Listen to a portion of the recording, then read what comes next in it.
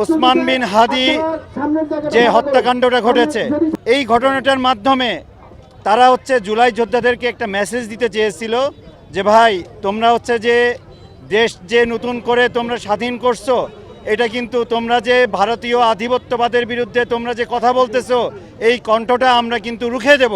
এটাই কিন্তু তারা এই মেসেজটা দিতে চেয়েছে, আমাদেরকে এই মেসেজটা দিতে চেয়েছে যে হাদি ভাইয়ের মতো যদি তোমরাও কথা বলতে চাও, তোমাদেরও কণ্ঠরোধ আমরা করে ফেলবো। তো সুতরাং আমরা শুধু হাদি ভাইয়ের এইটা বিচার শুধু হাদি ভাইয়ের বিচার না, এটা মনে করি আমরা এটা আমাদের অস্তিত্বের লড়াই, এটা মনে করি আমরা 20 কোটি মানুষের কণ্ঠস্বর।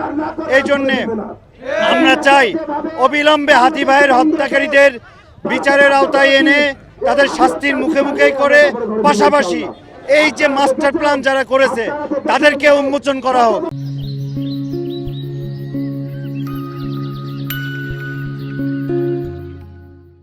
হাদি ভাই হত্যার আজকে 15তম দিন। আমরা দেখেছি যে হাদি ভাইয়ের যেদিনকে গুলিবিদ্ধ হয়েছে তারপর থেকে ইন্টারিম বিভিন্ন তালবাহানা দিয়ে তাকে উন্নত চিকিৎসার নাম করে বিদেশে পাঠিয়ে সময় ক্ষেপণ করেছে।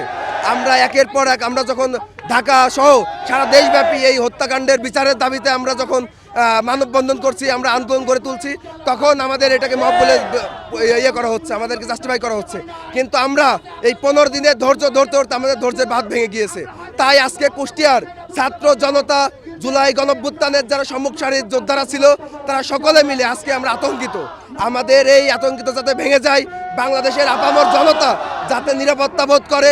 বাংলাদেশের আপনারা দেখেন যে যারা সামনে সার ছিল তাদেরকে গানম্যান দেওয়া হচ্ছে, কিন্তু আমরা বলতে চাই এই গানম্যান আমাদের প্রয়োজন নেই, আমাদের কোনো নিরাপত্তার দরকার নেই। আমরা নিরাপত্তা চাই বাংলাদেশের মানুষের। আপনারা জানেন যে আজকে 15 দিন যাবত হয়ে গেছে আমার ভাই ওসমান হাদি নাই, মারা গেছে, তাকে খুন করা হয়েছে।